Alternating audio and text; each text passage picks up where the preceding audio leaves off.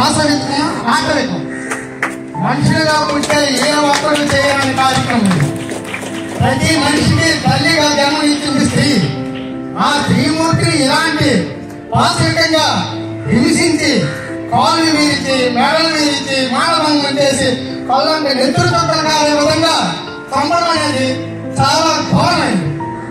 అయితే వాళ్ళకి చాలా ధైర్యంగా ఉంటుంటారు. ఇంత ఘోరం చేసే వాళ్ళు బ్యాక్గ్రౌండ్ ఏదో ఉంటుంది.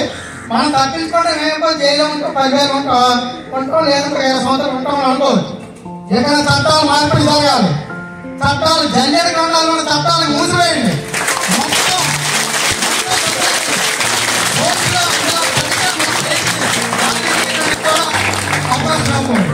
అలాంటి చట్టాలని శాసనసభలో బిల్లులు పెడతారు, పార్లమెంట్ లో బిల్లులు పెడతారు, ఎక్కడ పెడతారో పెట్టి హైకోర్టు కానీ సుప్రీంకోర్టు కానీ వెంటనే చట్టాలు తీసుకురావాలి.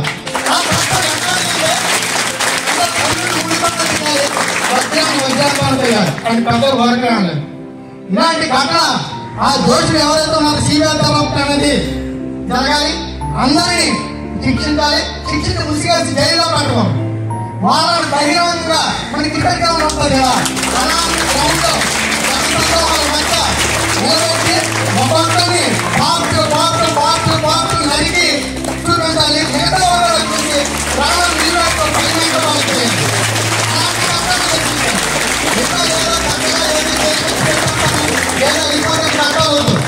న్యాయస్థానాలు మారాలి, చట్టాలు మారాలి, జరుగుతున్న సంఘటన బట్టి చట్టాలు మారాలి. అదే మామూలుగా ఉండేటట్టయితే ఈ న్యాయస్థానం చట్టాలు సక్రమైనవి.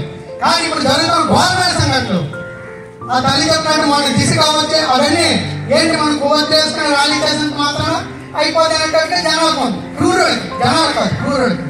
ఇలాంటి అడవి రోగాలకు ఛేదించాలి, వేధించాలి, వాళ్ళని చంపేటట్టు చేయాలంటే ముందు కన్నాలు జల్లెడ చట్టాలను ముయ్యాలి.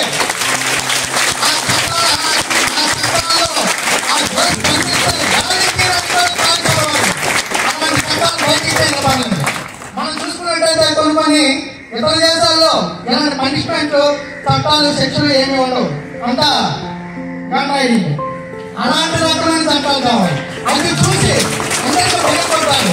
మనం ఏది చేసినా ఒక వారాన్ని చేస్తే బయటపడలేదు, ఏదో రకంగా దొరికిపోతాము, దొరికితే మనకి ఎలాంటి శిక్ష అనిపిస్తుంది అనే ప్రాణం మీద అనేది ఎలాంటి దుర్మార్గులకి సందానికి కలగాలి. ఈ వెతకబడి చేసే వాళ్ళు నాకు తెలిసైతే మనిషి అమ్మకి పుట్టిన వాళ్ళు కాదు, పరిశీలించాలి కాదు. అంటే క్షమించాలి మొదలైన మాట్లాడినప్పుడు. అంటే ఈ చట్టాలు మాత్రం మార్కెట్ చేయండి. న్యాయస్థానాల మీద ప్రత్యేకమైన దృష్టి పెట్టాలి.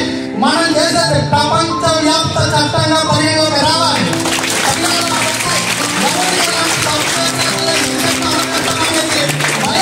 కలిగేటట్టుగా ఉండాలి. ఆ చట్టాలు ముసుగు వేసి జైల్లో పెట్టి ముందలు పట్టకండి.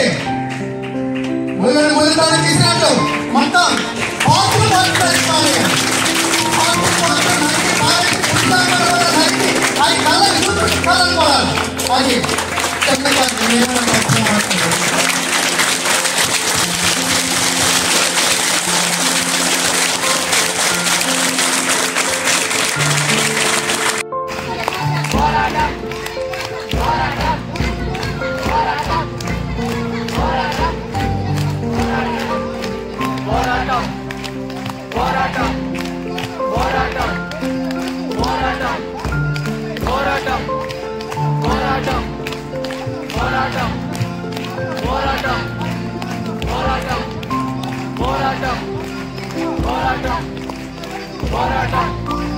పోరాటం